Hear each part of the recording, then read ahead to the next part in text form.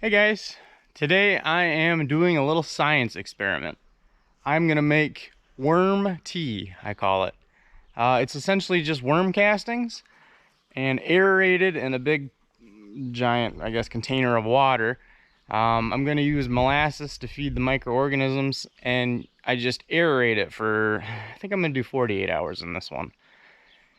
And what that does is it grows a lot of microorganisms from the really rich worm castings and increases the population there, and that makes the bacteria that will grow in the ground will actually help to work with the plants. Some will feed the plants and some will work with the plants by freeing up minerals that are tied up in the soil for plants.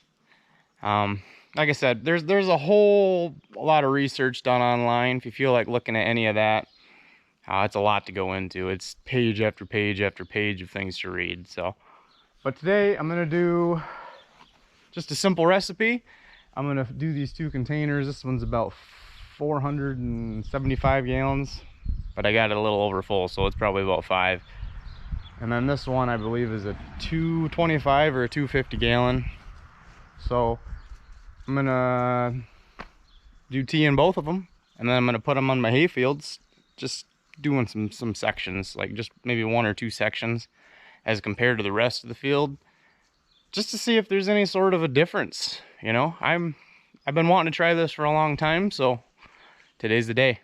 In front of my worm pile here, I have just a windrow here that I've actually just fed not that long ago. It's composted straw with some manure and stuff that I had. So let's see if anything's going on in here today. Well, on the warm side, but it is middle of summer.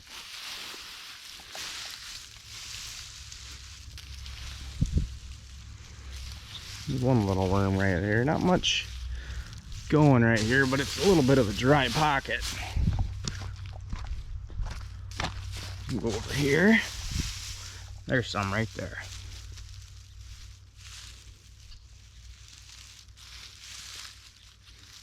Yeah, they're coming up to feed in this.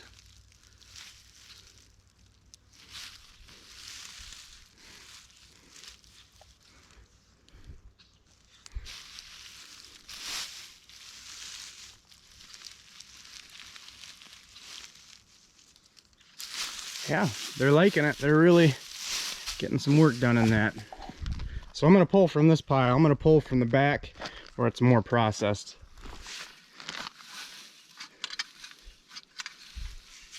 This stuff right here, it's as fresh as it gets. Completely processed. This stuff used to all look like that, and now it's all just this nice loamy composted worm casting. There's actually still some little cocoons in here yet, so they haven't been out of this for all that long. So this would be some perfect stuff for screening up and making my compost tea with.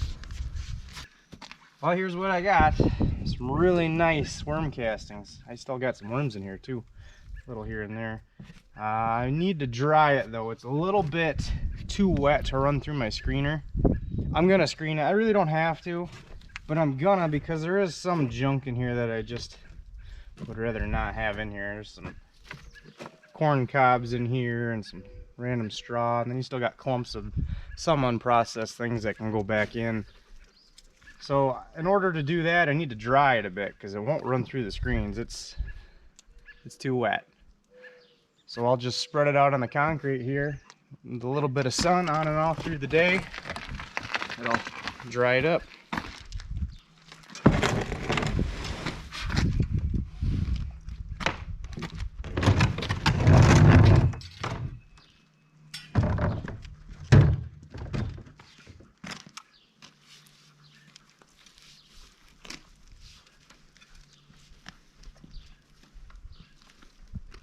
Just leave that for an hour or 2 in the sun and it'll dry it up a little bit. You don't want it too dry because it'll kill off all the beneficial bacteria and the microorganisms that you want to use. So you get it just you can kind of form a ball with it and it'll crumble apart. I'll show you when we get there. Well, here's my trommel that I made. I got 1/4-inch screen and I got 1/8-inch screen right here. So 2 separate compartments, and then your tailings come right off the discharge. Works pretty good.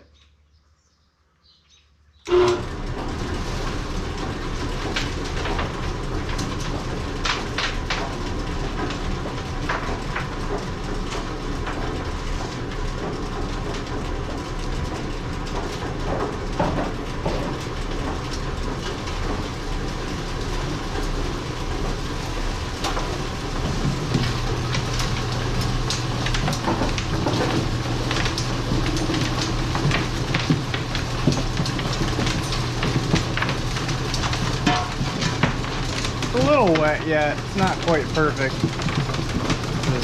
Anytime I start kind of balling it up, it has a little too much moisture in it. See, like these little balls in here.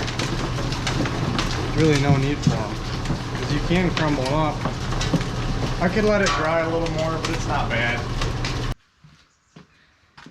Here is 1/4-inch screenings, and then here is 1/8-inch. You can say 1/8 inch is a lot finer.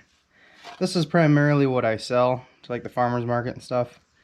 I do sell a lot of 1/4-inch too though. This is more like your potted plants and stuff, and this is more like your bigger gardens that people like it. So I'm going to take this and I'm going to pack it into some pants that I got from a free box.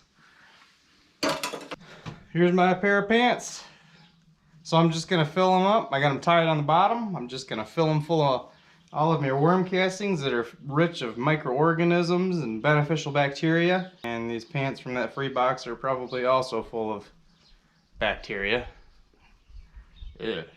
Nah, I'm just kidding. These are washed. All right, here's the last one. I like to use the stretchy pants for this because I feel like they breathe a little better and act more like a tea bag.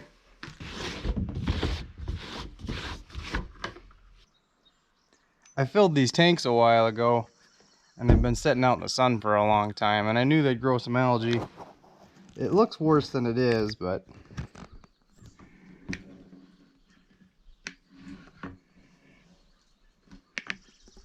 they'll be all right. Once I aerate it, it'll break a lot of that up. I'm not pumping it through real tiny holes anyway, so it'll go through stuff easy. So, first step, got to put the bubbler in. So here is my bubbler. It's just hooks up to an air line. Just a piece of tubing with a bunch of little itty bitty holes poked all the way around it. And then I put these, just whatever I had laying around for weight, so it sinks to the bottom of the tank and doesn't try and float up. So I'll just run it down there and lay it flat.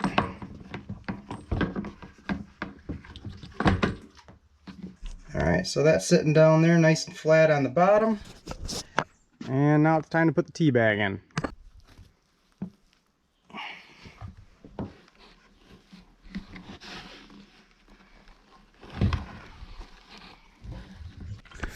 Might not look like much, but there it is. So I'm going to do that with this other tank right here, and then I'm going to add my molasses and start the bubbler.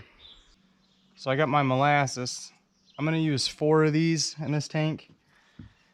That's just what I'm going to try out with here and see how it goes. Just got some unsulfured blackstrap molasses. Not bad.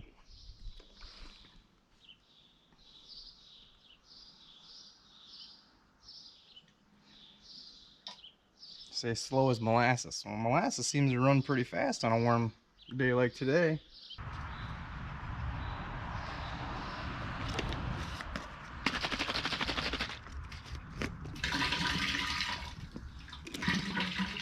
I'm just gonna try 4 on this tank, and then I'm gonna see how it smells towards the end. I don't really have a microscope yet, and I'm probably gonna want to get one. They're not that expensive, just to see what kind of microorganisms are living in there at the end of the process.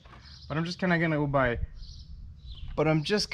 go by smell to see how earthy it smells, you know, towards the end, and I'm gonna tweak my recipe from there. Maybe not the most scientific way to do it right now, but something. So as the microorganisms are knocked loose from the castings, they're capable of multiplying really rapidly, but they need something to feed on in order to do that, so that's what the molasses does. Like I said, there's a lot of guys out there and there's a lot of articles out there that can really explain it better than I can. They go more into detail. I would recommend you just do a little looking on it. There's a lot to learn. It's pretty interesting stuff. Now I'm gonna start the bubbling.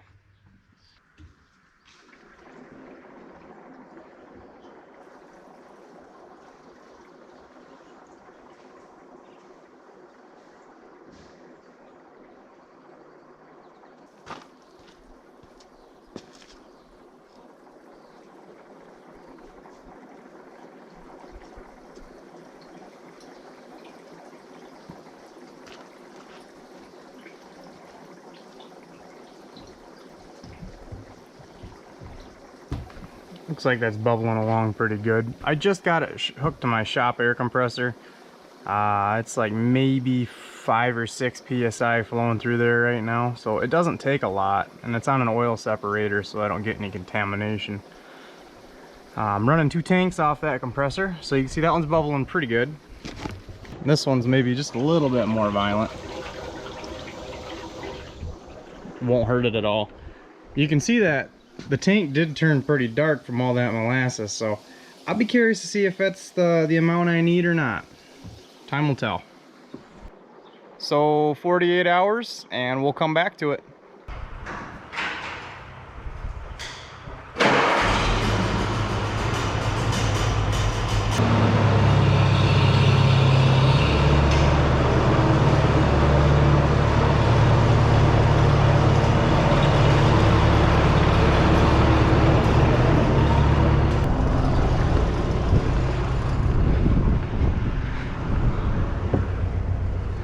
So, here's the tea. You can see it's a little darker now. Take a little sample here. It smells very earthy now. Like a really good earthy. All right. So you see it's not super dark. It's kind of a tannish tint to it. Wouldn't recommend drinking this tea. Not bad. I might try the next batch with maybe a little bit more molasses. Maybe half as much more.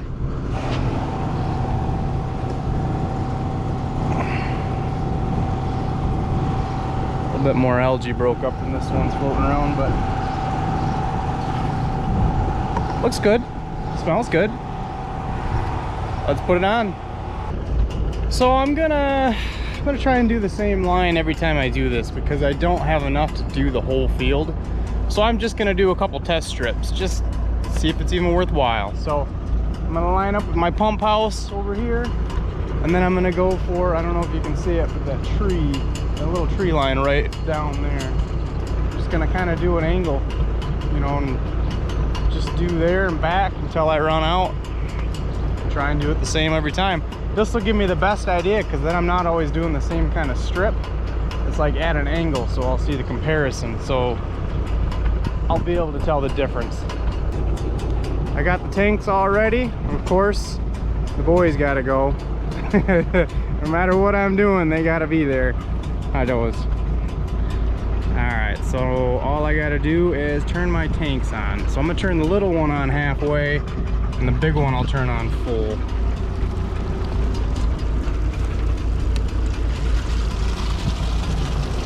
And we'll just creep along until we run out.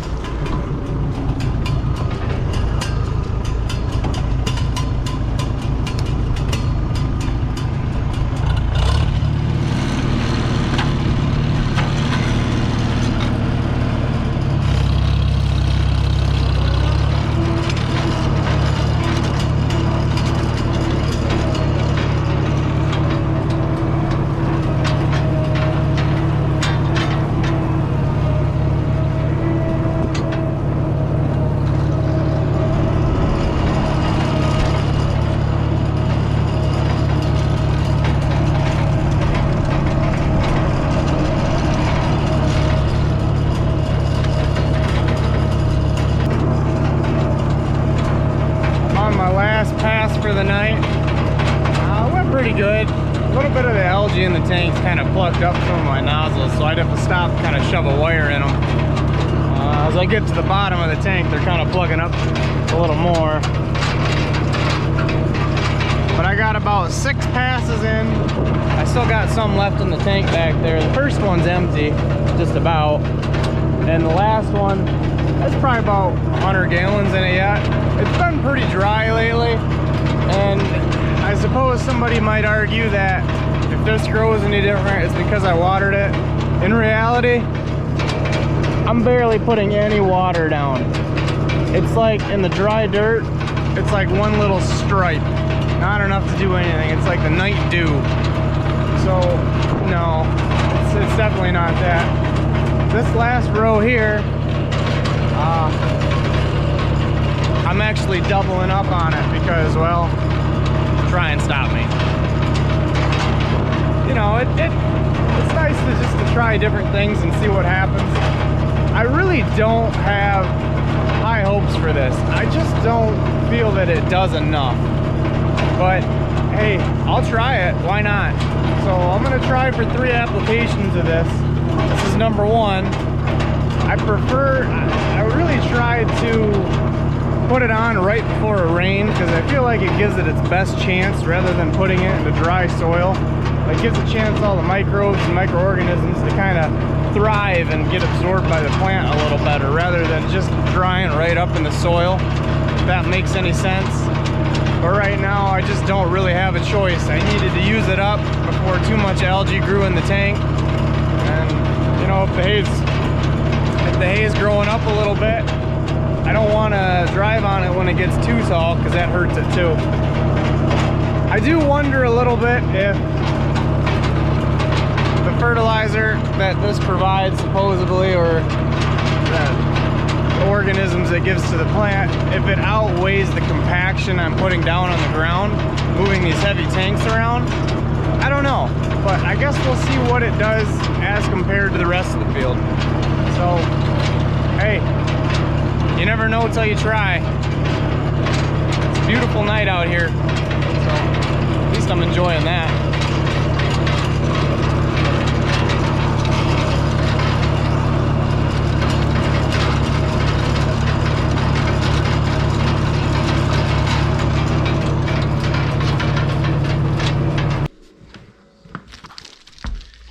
Gotta keep the boys happy.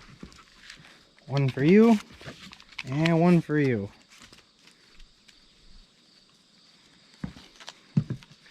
They actually husk them. They'll take the whole husk off and just eat just the corn.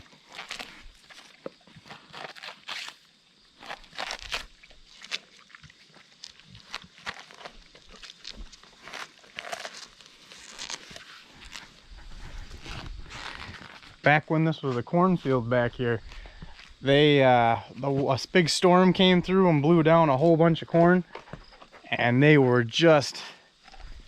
beat the combine to it. I'll just say that.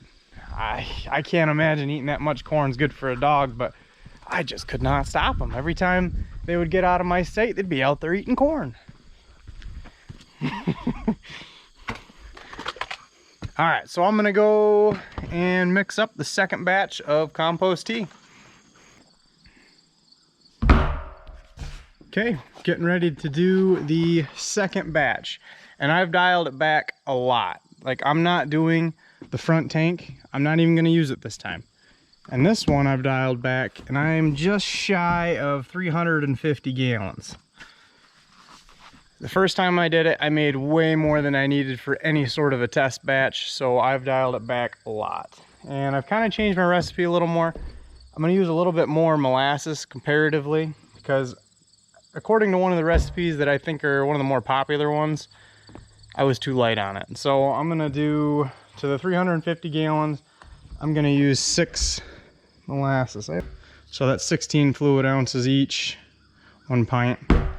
So I'm going to use 6 of those and just see how it turns out. I realize it's not as consistent. I would like to do, like, I'm trying to perfect the recipe right now to get it to where I want it to be. And I realize it's hard to perfect it without a microscope, but I'm kind of going by smell. You know, it'll have a very earthy aroma to it. That's kind of what I'm basing it off right now, and kind of maybe a little bit of the frothiness. But that's where I want to be. Maybe next year when I get it dialed into where I like it, then I'll really perfect it. But let's just see what happens. I'm gonna keep going with it. So I'm gonna put all 6 of these into the tank of a little less than 350 gallons. I'll brew it for, I don't know, 48 hours, and we'll put it on the field. That's a nice necklace. Yeah. Goofball. Okay, I got all 6 in there. It's pretty darn dark now, that's for sure. So let's get the bubbler in there. Okay, 48 hours later, and it is time to apply this.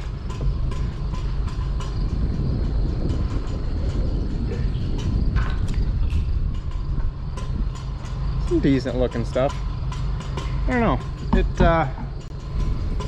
It's got a pretty earthy smell to it. Earthier than the last batch. I think for the next one I'm going to use even more molasses yet, but I don't know, it's not bad. It's pretty good color to it. It smells good. So let's put it on. Okay, 48 hours later, and it is time to apply this.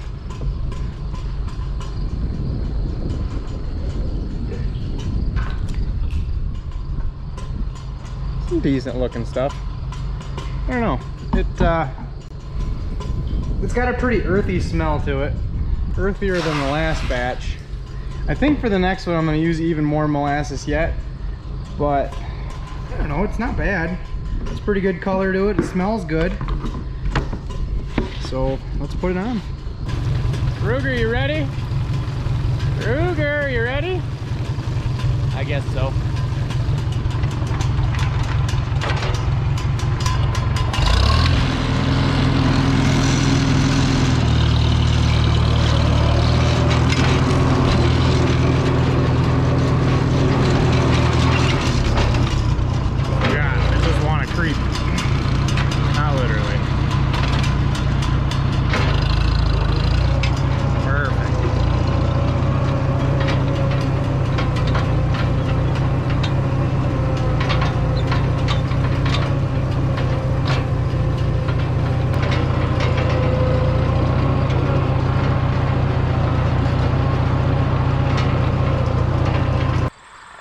Hey guys, okay, so I know it's time to do the 3rd application of my worm tea, but timing wise this didn't work out, so I'm not going to be able to do it. It's getting close to cutting. So here's the stuff I went over. I'm not really noticing any difference between what I did and I didn't, but the thing is and over here it needs to be, it's pretty tall over here. I gotta cut it. You can see I had to have fertilizer put on it. It was time, because you know I have to put things on it. I gotta put fertilizer on it. You gotta put something in if you want to get anything out. I'm trying to get away from it a little bit, so that's the experiment. But let me talk about why I didn't like that experiment. So first part is I didn't have the recipe down that I wanted. So I guess one of the reasons I'm putting this video out is if you guys got any sort of recipe you think I should try or you think is a little better, send them to me and I'll do a little bit of research and see, because I want to just do one recipe and use it the whole experiment through. But another reason that I'm really not happy with the way this went, looks pretty good over here too, is the soil was so dry. It was just a dry summer here towards the end and towards the middle, and it's like you want kind of damp soil when you dump down your compost tea, just because you want the microorganisms to be able to survive and spread into the soil and grow and be absorbed by the plant. But it was so dry that as soon as I put it on, it was like dumping it on dry concrete. It was just gone. It was just dried up.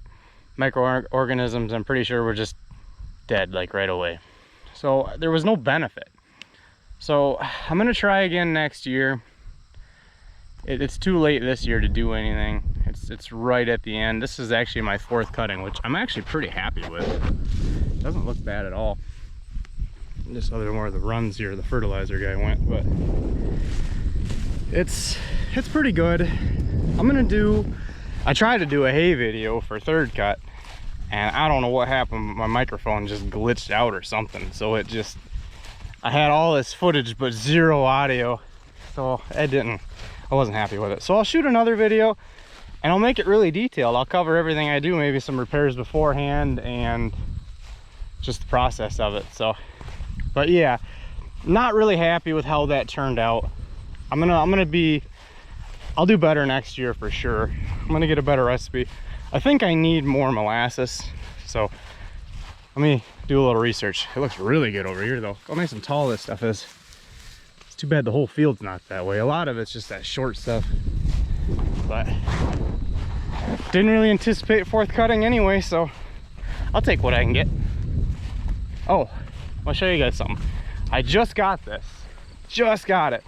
I bought a no-till drill, and I got it. It was like an hour away. It took me like 4 hours to get it home. The thing's 15 foot wide. My lord, is that a trip back. So let me show you guys that.